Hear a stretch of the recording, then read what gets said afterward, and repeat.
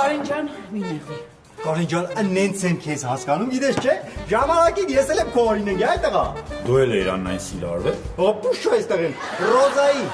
Ճիշտ է ասում, Կարեն ջան, ճիշտ է ասում։ Բայց գիտես չէ, սկզբում Ռոզը ընդհանրապես ինձ ուշադրություն չէր դարձնում։ Բայց գիտես ինչքան ուզող ունեի, այնքան։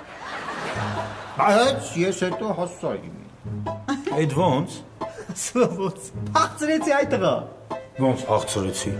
Վայ Կարեն նենց ռոմանտիկ էր, չես պատկերացնի։ Եկավ, լապատկով տվեց գլխից, ուշքս գնաց ընկա բագաժնիկը, քշեց տարա։ Հա բայց դա հանցագործություն է։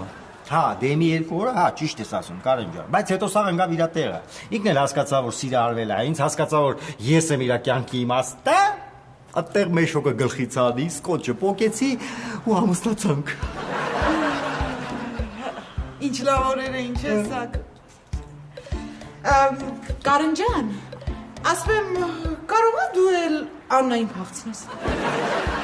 Ինչ փախցնել, բա որ ոստիկանություն զանգի։ Այ տղա, որ զանգի քեզ անգնելու էլի։ Դու էլ կասես բաժանորդը անհասանելի է, կամ գտնվում է ռադիոծածկույթից դուրս։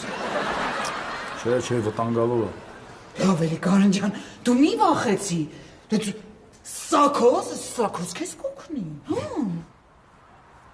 Առաջի դեպքը չի։ Նկատի ունեմ Ռոզային էլի։ Ասում եմ, կապրաս երեխեքն էլ հիմա Արամստանը բարապում են էլի։ Ինչ իմացա։ Դե, լավ էլի Կարեն, ամեն մարդ իր գործում պրոֆեսիոնալ է։ Բոլորայա լինելու ու ահավոր կինո